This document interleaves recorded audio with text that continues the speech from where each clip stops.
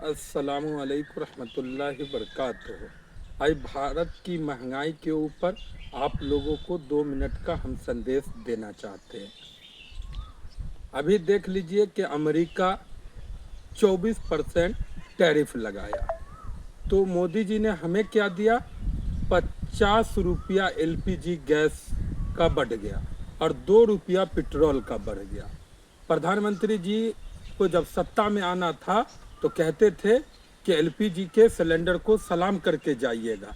आज वही मोदी जी 50 रुपया बढ़ा दिए एलपीजी पर। वो कहते थे कि हम गरीब महिला के आंखों का आंसू को बंद करना चाहते हैं क्योंकि धुआं से उसकी आंखें खराब हो जाती है। आज वो माँ बहनें मोदी जी के बारे में क्या सोचती होगी।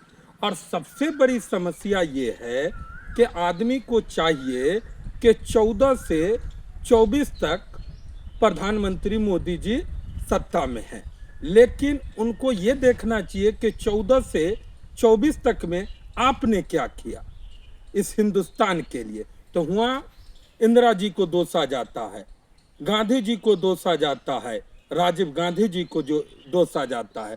मैं एक चीज आप लोगों को बताना चाहता हूँ कि गांधी जी 3 गोली सीना में खाए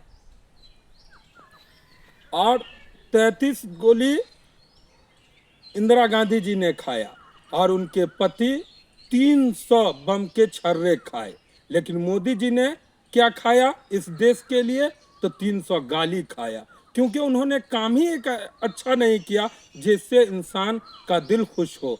आज हमारा भारत वक्फ बोर्ड बिल में उलझा हुआ है, दूसरी तरफ अग्निवीर में उलझा हुआ है। यानी कि हम हिंदू और मुस्लिम भाई हिंदू मुसलमान करने में उलझे हुए हैं। कोई मजार पर भगवा झंडा लहराने के लिए पागल बना हुआ है, कोई मस्जिद पर पत्थर मारने के लिए बेकाबू बना हुआ है। मैं हिंदू भाइयों को कहना चाहेंगे, एक मेरा संदेश है कि आप बताइए कि अमित शाह जी या नरेंद्र मोदी जी या राजनाथ जी या योगी जी, इन लोगों को कभी कवारी यात्रा निकालते हुए देखे हैं?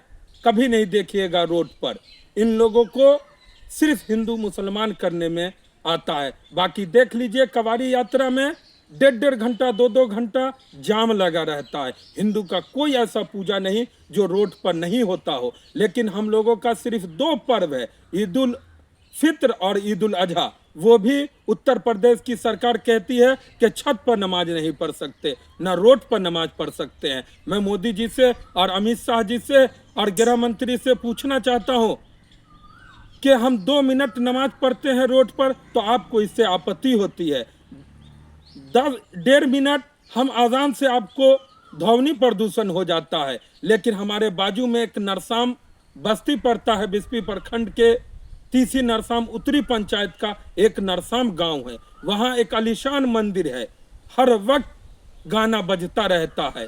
क्या हमको उससे ध्वनि नहीं होता है? लेकिन हमने कभी हिंदू भाइयों को कोई तकलीफ नहीं दिया, क्योंकि हमको मालूम है कि अगर कल होके इस दिव्यांग को कोई तकलीफ आएगा तो राकेश वर्मा खड़ा होगा, सुनील सिंह खड़े होंगे, मोदी जी खड़े नहीं होंगे, राजनाथ जी खड़े नहीं होंगे, गृह मंत्री जी खड़े नहीं होंगे। ये चीज समझना पड़ेगा भारत के हिंदू मुसलमान सबों को कि आपको बिहार की डबल इंजन सरकार को उखाड़ के 2025 में फेंकना है।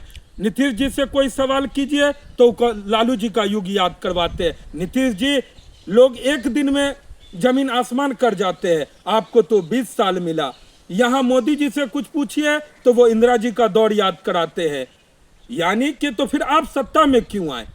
आप सत्ता में आए तो क्यों आए? इन्हीं सब चीजों को दूर करने के लिए ना आए। मोदी जी कहते हैं, एक तरफ संदेश देते हैं कि हम मुसलमान भाई के यहाँ खाना खाते थे, और उनका योगी मुख्यमंत्री है उत्तर प्रदेश में, खुला चैलेंज करता है। हम एक चीज आप लोगों को स्पष्ट कराना चाहते हैं कि हिंदू मुसलमान मोदी जी में क्यों इतना होता है। उसकी सबसे बड़ी वजह है कि योगी आदित्यनाथ जी हेट स्पीच में नंबर 1 आते हैं, कभी उनको संज्ञान में मोदी जी ने नहीं लिया। मोहन यादव है, अभी देख लीजिए 150 आदिवासी के घर को उत्तराखंड में तोड़ा जा रहा है। एक दिव्यांग है जो उसका 40 साल से रहते आया, उसके घर को उजाड़ा जा रहा है। मोदी जी रेल को बेच दिए, एयरपोर्ट को बेच दिए, यानी हर चीज को मोदी जी ने बेच दिया। उनको अब देखना यह था कि भारत में क्या बचा हुआ है, तो उन्होंने वक्फ बिल कानून लाया। अब सोच लीजिए कि अडानी अंबानी उनका दोस्त है, ट्रंप उनका दोस्त है। मान लीजिए, मैं वक्फ बिल का एक उदाहरण देना चाहता हूं कि मान लीजिए कि बिस्फी प्रखंड के अंदर में वक्फ की हुई जमीन 4 बीघा है। मान लीजिए अगर उस वक्फ बिल को की जमीन को हमको फायदा लेना है, तो हम मान लीजिए कि बिहार के मुख्यमंत्री हैं, हम नीतीश कुमार हैं, मान लीजिए कि हम डिस्ट्रिक्ट मजिस्ट्रेट को फोन करेंगे कि वो 20 कट्ठा की जमीन को सरकार का कोई प्रोजेक्ट हमको पास करना है, तो डिस्ट्रिक्ट मजिस्ट्रेट के अंदर इतनी हिम्मत है कि वो मुख्यमंत्री को आदेश न करे। ये वक्फ बिल की ताकत को छीनना चाहते हैं और वक्फ बिल की जमीन पर ये अपनी मर्जी चलाना चाहते हैं। इनको मजार से भी दिक्कत है, इनको मस्जिद से भी दिक्कत है, इनको कब्रिस्तान से भी दिक्कत है। कितने शर्म की बात है कि इंसान आखिरी सफर करता है तो हिंदू हो या मुसलमान, सबों का दिल नर्म हो जाता है, क्योंकि अर्थी के बाद बचा क्या होता है।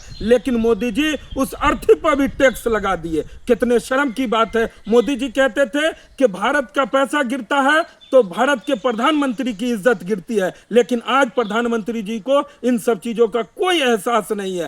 कहने के लिए तो पूरा दिन रात एक बोलूं फिर भी कम पड़ जाएगा। मोदी जी, मैं एक चीज बताना चाहता हूं कि मैं भारत का दिव्यांग मोहम्मद निहाल अख्तर हूं। आज देख लीजिए कि मैं एक पैर से दिव्यांग हूं। अगर ये डंटा हटा दे तो ये दिव्यांग गिर जाएगा। उसको जैसे डंटा की जरूरत है उसको 2 कदम चलने के लिए, वैसे ही प्रधानमंत्री जी आप अमन और शांति का पैगाम दीजिए। ना हिंदू मुसलमान से किसी का भला हुआ है और ना हो सकता है। मोदी जी, जितना आपकी सरकार में रेप होता है, जितना आपकी सरकार में लूटपाट होता है, जितना आपकी सरकार में महंगाई है, कोई भी स्टेट देख लीजिए, शासित राज्य है मुख्यमंत्री का, मोदी जी का, लेकिन हर राज्य में महंगाई एकदम करम तोड़, बहुत ज्यादा महंगाई है। लेकिन हमको आपको क्या लेना है? हमको तो बाबर की कब्र को खोदना है, हमको तो श्री राम का नारा लगाना है। अभी देख लीजिए कि एक बागेश्वर बाबा है, कहते हैं कि हम 300 हिंदू भाइयों का घर बसाएंगे। मैं बागेश्वर बाबा को कहना चाहता हूं कि वहां एक मस्जिद भी बनवा लीजिएगा, नहीं तो आपके बच्चे हुड़दंग कहां करेंगे, क्योंकि मस्जिद ही के पास तो आप लोगों का सही पूजा होता है। ये कैसा संदेश दे रहे हैं प्रधानमंत्री जी कि दुर्गा पूजा हो, छठ हो, दीपावली हो, होली हो, 100 पूजा है और सबों पूजा में हिंदू भाइयों का बच्चा जाके मस्जिद पर डांस करता है। अब बताइए कि ये कैसी पूजा है कि एक भगवान को खुश करने के लिए नारा लगाते, क्या इससे भगवान कभी खुश हो सकता है? मैं आखिरी का एक शब्द कहना चाहता हूं कि यह हिंदू मुसलमान से किसी का फायदा नहीं हुआ और न हो सकता। इन्हीं सब बातों को बोल के मैं अपनी बात खत्म करता हूं।